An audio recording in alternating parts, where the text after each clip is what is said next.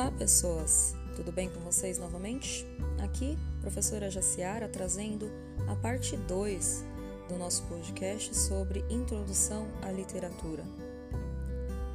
Nós vimos no podcast passado que basicamente a literatura é o espelho social de uma época, nos mostra não só o artista, mas o povo, a sociedade que estavam ao redor dele. Da mesma forma que, através da arte produzida hoje em dia, nós teremos um registro histórico-social daquilo que foi o ano de 2021, daquilo que foi esse século XXI no qual nós estamos inseridos, as alegrias, as dores e as tristezas envolvendo tudo que a gente está passando vão ficar registradas não só na história, mas também na nossa produção artística.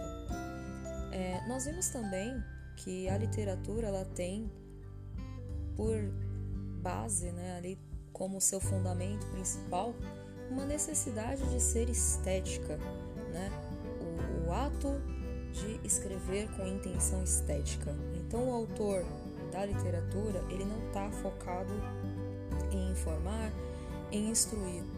O objetivo dele quando ele produz seu texto é estético. Nós vimos ainda que esse texto literário e estético, ele tem características muito básicas e muito latentes, que são a ficcionalidade, a função estética, a plurissignificação e a subjetividade. E tudo isso vocês podem ver um pouco mais a fundo no podcast da parte 1 da introdução da literatura. Agora, nós vamos entrar um pouquinho numa questão que é a visão apolínea e a visão dionísica. Apolo e Dionísio são ali deuses da Grécia Antiga, uma Grécia politeísta que acreditava numa gama, uma variedade de deuses, cada um responsável por uma área, por um setor da vida, digamos dessa forma. Antes de entrarmos então nessa questão mais ligada a esses deuses e a essas crenças, eu gostaria de falar com vocês que a Grécia, por ser berço da civilização ocidental, ela traz estudos em diversos campos. Na literatura não é diferente, então nós tivemos o filósofo grego Aristóteles nos dizendo que existe a literatura, que o texto chamado literário é esse que tem função estética principalmente, e que ele se divide em 3 gêneros, sendo um deles o gênero épico, o outro o gênero lírico e, por fim, o gênero dramático. Recentemente, nós fizemos um trabalho com o texto do Martins Pena, no qual nós falávamos ali do noviço, Foi feito um trabalho aí que durou o bimestre inteiro em cima desse texto, que é um texto pertencente ao gênero dramático por ser uma peça teatral. Ainda segundo o povo grego, o gênero dramático, que é esse ligado às peças de teatro, se divide em 2, sendo um deles o trágico e o outro a comédia. A tragédia, ele lida com aquilo que faz você chorar, com aquilo que te choca, e a comédia lida com aquilo que faz rir, com aquilo que desconstrói, com aquilo que zomba e debocha de algo. E é através disso que você obtém o riso. Voltando um pouco, os outros gêneros que Aristóteles traz são o épico e o lírico. E são esses 2 gêneros, épico e lírico, que dão a base para a literatura que a gente tem hoje, para os estudos que nós temos hoje. O gênero épico é a semente para o que hoje a gente chama de prosa, e o gênero lírico para o que a gente chama de poesia. O gênero épico, que dá origem à prosa, as histórias dos heróis, as epopeias, que surgem ali para relatar os grandes feitos de um povo.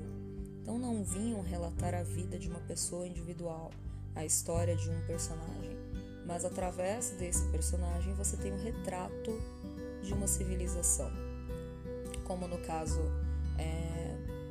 da Odisseia, por exemplo, que conta a história de Ulisses retornando da Guerra de Troia, e que é a história, na realidade, de como a Grécia se reconstruiu após essa grande guerra. Ou ainda uma epopeia mais moderna, que é o caso dos Lusíadas, de Luís de Camões, que conta, através da figura do Vasco da Gama, a história do povo português e as grandes navegações, os países, os continentes, as terras que eles foram entre aspas, descobrindo nesse processo. O gênero lírico, ele é assim chamado porque são os poemas declamados ao som da lira, que era um instrumento musical muito comum naquele lugar, naquela sociedade grega. O poema, então, ele tem uma estrutura diferenciada do que a gente chama de prosa, porque a prosa ela é corrida, são os textos que constituem parágrafos, né, que constituem aí os textos longos. Já a poesia, por sua vez, ela é construída de uma forma mais curta, mais direta, mais enxuta, através de versos que compõem estrofes. Então tem essa diferenciação. Enquanto o texto em prosa eu posso ter a existência, a ocorrência dele fora da literatura, porque uma notícia está escrita em prosa, um manual de instrução está escrito em prosa, a poesia só existe dentro da literatura, certo? Então é importante a gente ter aí essa concepção registrada para que vocês deem avanço aí aos estudos de vocês. Ok, mas e a visão apolínea e a visão dionísica? Apolo era aí, na tradição grega, o deus do sol, e Dionísio, o deus do vinho. Eles são deuses da mitologia grega e, segundo o filósofo alemão Nietzsche, ele se inspirou nesses dois deuses, né, para caracterizar a alternância entre duas maneiras fundamentais de ver o mundo e representá-lo que aparecem nos textos literários. Então, segundo Nietzsche, a visão apolínea caracteriza-se pela ênfase em uma postura mais objetiva, racional, analítica, né, presente aí nesses textos literários, enquanto, né, fundamentada aí no real. Enquanto que a visão apolínea traz aí, né, características que são assumidas pelos gêneros dramáticos e épicos, por outro lado, a visão dionísica, segundo o filósofo, é caracterizada por uma postura emocional, subjetiva, idealista e típica, né, que na visão do filósofo aparece mais nas produções líricas.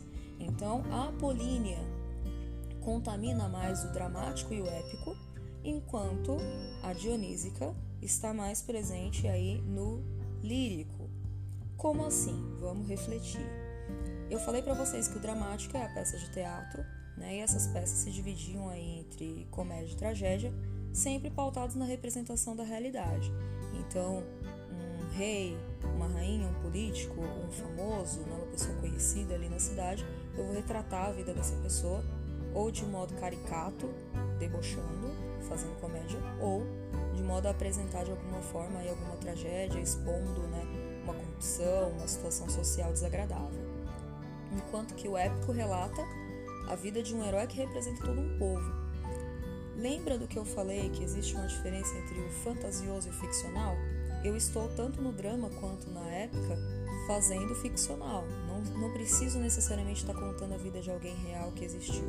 Eu posso usar essas pessoas, distorcer a história para fazer a minha crítica, para fazer a minha história. Enquanto que na outra visão, que é a visão dionísica, eu estou pautado na subjetividade, no sentimento, na emoção. E aí eu tenho mais a presença desse fenômeno ocorrendo no poema, no texto lírico. É interessante, né, a gente perceber que conforme a gente vai se aprofundando no estudo das escolas literárias, a gente percebe o que a gente chama de movimento de pêndulo. E o que é esse movimento de pêndulo? Ora, os autores vão se dividir, vão se colocar propensos a serem mais apolíneos, ou seja, terem uma visão mais objetiva, racional e analítica, fundamentada no real. Ora, eles vão pender por outro lado, para o dionísico. E dessa forma, nós vamos ter textos mais fundamentados, mais pautados nas emoções, né? Então a gente consegue perceber uma visão mais subjetiva, idealista, né, do que aquilo que nós tínhamos antes.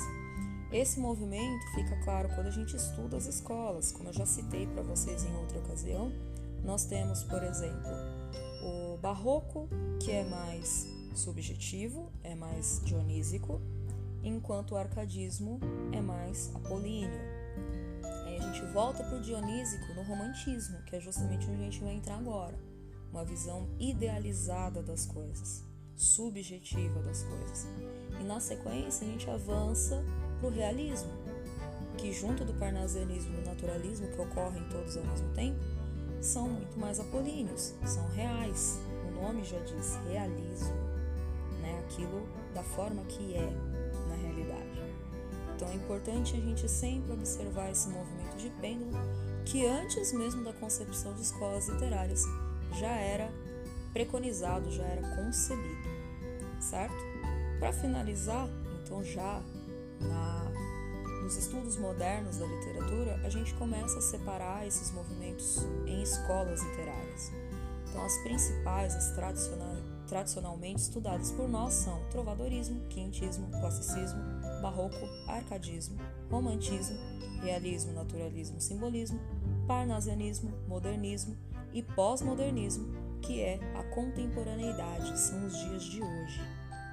Esse podcast ficou um pouco mais extenso que o anterior, mesmo assim eu espero que vocês tenham gostado e tenham conseguido entender essa base da introdução da literatura para a gente poder avançar nos nossos estudos.